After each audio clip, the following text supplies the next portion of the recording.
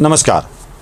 विष्णू सहस्त्रनामाच्या अर्थाला जाणून घेण्याची सुरुवात आपण पहिल्यांदा मंगलाचरणापासून करूया. या मंगलाचरणातले हे दोन चरण जे आहेत, दोन श्लोक जे आहेत, ते विष्णू सहस्त्रनामाच्या पूर्णपणे बाहेरचे आहेत. पण हे मंगलाचरण काय आहे आणि काय हे समजून घेतलं पाहिजे. मंगलाचरण समजून घेतल्यानंतर पुढे आपल्याला या विष्णू सहस्त्रनामाची सुरुवात कशी झाली आहे ते जाणून घ्यायचं आहे. त्यामुळं एकेका टप्प्यात आपण पुढे जाऊया. विष्णू सहस्त्रनाम तयार कसं झालं, लिहिलं कसं गेलं, या सगळ्या गोष्टी आपल्याला समजून घेतल्या पाहिजेत. मंगलाचरण समजून घेतल्याशिवाय विष्णू सहस्त्रनाम समजणार नाही. मंगलाचरणाची पहिल्यांदा ते ऐकूया आपण आणि मग त्याचा अर्थ समजून घेऊया.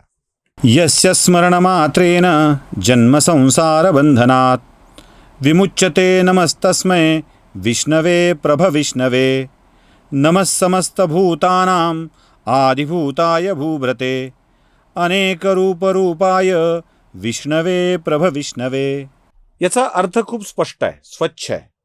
ज्याच्या केवळ स्मरणानेच जन्मजन्मांतराचा खेळ संपतो किंवा ते बंधन संपतं, या जन्मजन्मांतराच्या बंधनातून जीवाची सुटका होते, अशा विष्णूला माझा नमस्कार असो, नुसत्या स्मरणाने. हे लक्षात ठेवलं पाहिजे. पुढच्या चरणाचा अर्थ आहे, नमस्कार असो त्या सर्वशक्तिमान विष्णूला, जो सर्व भूतांचा आदी आहे, ज्याने ही पृथ्वी धारण केली आहे आणि जो ही चराचर नाना रूपे त्यात आहेत. जन्म संसार बंधन केवळ स्मरणाने संपतं, तुटतं, त्यातून माणूस मुक्त होतो. या ओळीचा अर्थ समजून घेताना सगळ्यात पहिल्यांदा अडचण कोणती आहे, समस्या कुठे होती ते समजून घेतलं पाहिजे. स्मरणाने शब्द फार उत्तम आहे. स्मरण मात्रेन, केवळ स्मरणाने जन्मसंसार बंधन तुटतं, त्यातून मुक्तता मिळते. आता बघा, विस्मरणानं काय होतं हे आधी कळलं पाहिजे. विस्मरणानं काय होतं, आपण चाललोय रस्त्यानी आणि रस्त्यानी जाताना आपल्याला रस्त्याचं विस्मरण झालं. कुठून डावीकडं, कुठून उजवीकडं, कुठे वळवायचं आहे, कुठे थांबायचं हे कळलंच नाही. रस्त्याचं विस्मरण झालं की आपण त्या चकव्याच्या बंधनात अडकतो. अरे इथं होतं की, कुठे गेलं, सापडत नाहीये. या विस्मरणावरचा उपाय काय आहे? आपण काय करतो, पटकन कुणाला तरी विचारतो, अहो अमुक कुठं राहतो, अमुक कुठे असतो, आणि मग तो माणूस सांगतो, हे काय इथे बाजूला, थोडं पुढे जा, मग डाव्या बाजूला, मग उजव्या बाजूला, तिथे मग तुम्हाला एक झाड दिसेल, त्या झाडाच्या बाजूला, तर तिथे तो राहतो. मग आपल्याला स्मरण यायला लागतं, हो अरे आपण मागच्या वेळेला गेलो होतो तेव्हा तिथेच ते दिसलं होतं. विस्मरणावरचा उपाय काय आहे? स्मरण. मी कुठे पोचायचोय हे विसरलं की स्मरण करून घ्यावं लागतं. मग आपण मेंदूला रिकॉल करतो किंवा कोणाला तरी कॉल करतो. कॉल किंवा रिकॉल स्मरणासाठीचा एवढाच एक उपाय आहे. जेव्हा आपण विस्मृतीत जात असतो, एखादी गोष्ट आपल्या विस्मृतीत जाते, तेव्हा त्याच्यावरचा उपाय असतो स्मरण. या स्मरणाने आपल्या अज्ञानाचं बंधन गळून पडतं, अज्ञानाचा अंधार दूर होतो, आपलं भरकटणं कमी होतं. मग जन्मसंसाराचं बंधन काय आहे? या जन्माला जन्म उपभोगा, भोगा किंवा उपभोगा, उपभोग झाला की मग पापाची गठडी जमा, मरा, पुन्हा जन्माला या, पुन्हा पुन्हा त्या भोगात लिप्त होऊन राहा. पत्ता विसरलाय. कोणत्या झाडाखाली घर आहे हे सापडतच नाही आहे.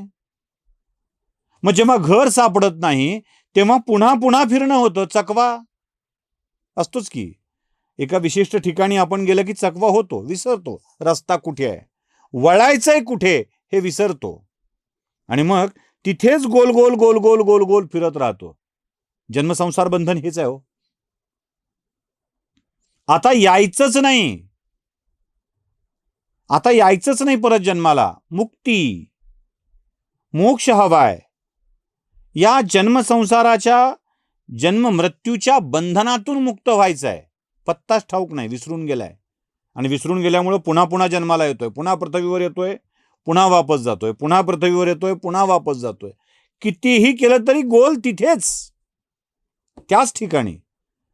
मग पत्ता शोधायचा आहे. पत्ता कोणता आहे?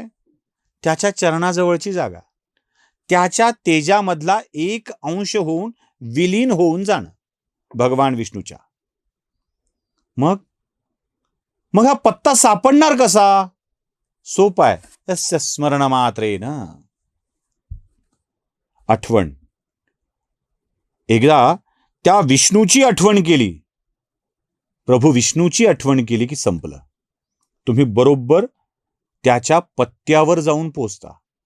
ज्याच्या केवळ स्मरणाने या जन्म मृत्यूच्या बंधनातून आपण मुक्त होतो, अशा विष्णूला नमस्कार केलाच पाहिजे. मंगलाचरणात तो पहिला नमस्कार आहे, तो नमस्कार केलेला आहे. आणि मग त्यानंतर विष्णू, प्रभविष्णू काय आहे हे आपल्याला समजून घ्यावं लागेल. मुळात विष्णू काय आहे गीतेमध्ये फार छान सांगितलंय भगवंतांनी. म्हणजे भगवंत काय आहेत हे कळायचं असेल ना तर गीता वाचावी. आपली अडचण काय झाली माहित आहे? गीता भगवंतांनी अर्जुनाला सोपं करून सांगितलं ज्ञान. अर्जुन त्यावेळेला ज्या बुद्धीच्या पातळीवरचा होता, त्या पातळीवर येऊन भगवंतांनी ज्ञान सांगितलं. अर्जुनाला कळलं. पण अर्जुनाच्या नंतर आपण सगळे आपल्याला नाही कळलं. मग पुन्हा भगवंताला ज्ञानदेवांच्या रूपात यावं लागलं आणि ज्ञानेश्वरी सांगावी लागली, भावार्थ दीपिका सांगावी लागली, जर्रा सोपं करून. 750 वर्षापूर्वी ज्ञानेश्वरी सांगितली, आम्हाला थोडं थोडं कळायला लागलं. अर्जुनाच्या पातळीवरून आम्ही खाली आलो होतो, खूप खाली. माऊली आमच्या पातळीवर येऊन सांगून गेले. आता आमचं अडचण अशी आहे की ती ज्ञानेश्वरी सुद्धा अवघड झाली आहे, म्हणून अजून सोपं करून सांगावं लागतं. आमचं अधपतित होणं चाललंय. भगवद्गीतेमध्ये भगवंतांनी खूप सुरेख पद्धतीनं स्वतःविषयी सांगितलंय. ते म्हणतात आदित्यानाम अहम विष्णू, म्हणजे मीच आदित्य आहे, मीच तो तेजोमय सूर्य आहे, मीच ते सूर्याचं तेज आहे, मीच तो आदित्य आहे. आपल्या जगात सूर्य हा सर्वोत्तम प्रकाशदाता आहे, ऊर्जादाता आहे. म्हणजे सूर्यासारखी ऊर्जा अजून कोणाची उत्तम नाही आहे. एनर्जीला पर्याय सुद्धा सोलार एनर्जी आणला आपण. सोलार पासून ऊर्जा घ्या, अपारंपरिक ऊर्जा. खरं तर तीच पारंपरिक आहे. तुम्ही आणल्या अपारंपरिक ऊर्जा, तीच पारंपरिक ऊर्जा स्त्रोत आहे. सूर्य हा सर्वोत्तम ऊर्जा स्त्रोत आहे, सर्वोत्तम प्रकाशाचा स्त्रोत आहे. आणि हा सूर्यच मुळात विष्णूचं रूप आहे. विष्णू तेजाची देवता आहे, तेजो देवता आहे. म्हणून त्या विष्णूला नमस्कार करायला हवा. लक्षात ठेवा, सूर्य आदिभौतिक आहे. सूर्याचं सविता हे नाव आदिवैदिक आहे. तर परमात्मा हा आध्यात्मिक सूर्य आहे, तोच आहे विष्णू. त्या आध्यात्मिकतेचं रूप आहे आणि तो तळपतोय, सदैव तळपतोय. म्हणून त्या विष्णूला या मंगलाचरणाच्या मध्ये वंदन करायचं असतं. ते वंदन झालं की त्याला सांगायचं आहे. दुसऱ्या चरणाचा अर्थ आपण बघितलाय. तो काय? सर्व भूतांचा आदी आहे, सगळ्या भूतांचा तो आदी आहे, आदिभूताय आहे. विष्णू कोण आहे? सर्व भूतांचा आदी आहे, आदिभूताय आहे, अनेक रूपाय आहे. अनेक रूप आहेत त्याची, अनेक रूपाय आहे. आणि त्याने या पृथ्वीलाच धारण केलाय. बघा किती सुंदर आहे. त्याने या पृथ्वीलाच धारण केला आहे.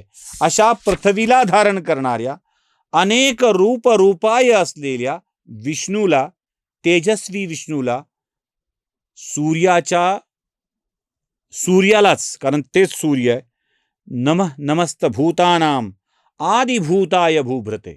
आदिभूताय सर्व भूतांचा आदी, भूभ्रते या भूला धारण केलेला, अनेक रूपांच्या मध्ये तूच असलेला या विष्णव्याला, या विष्णूला, प्रभविष्णवाला, त्या प्रभेला, त्या तेजाला माझं वंदन असो.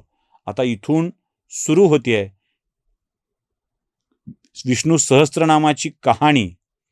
आता या कहाणीचा प्रारंभ झाला कुठून ते समजून घेऊया आणि मग विष्णू सहस्त्रनामातल्या सहस्त्रनामांचा आपण स्मरण करूया. आढावा घेऊया शब्द वापरत नाहीये, स्मरण करूया. रोज काही नावं आपल्या स्मरणात आली पाहिजेत आणि त्या नावाचा अर्थ आपल्याला कळला पाहिजे. नमस्कार.